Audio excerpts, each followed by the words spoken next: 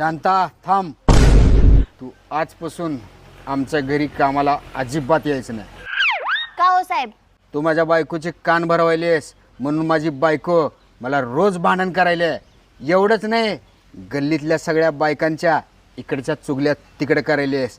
जर तू आमच्या घरी कामाला यायचं बंद नाही केलीस तर गल्लीतल्या सगळ्या बायकांना तू जे हे सगळ्या चुगल्या करतेस का नाही ते सांगून तुझे सगळीकडचे काम बंद करीन.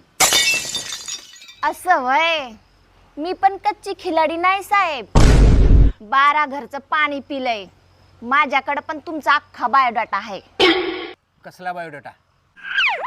तुमचं शेजारच्या संगी सोबत लफडं चालू आहे.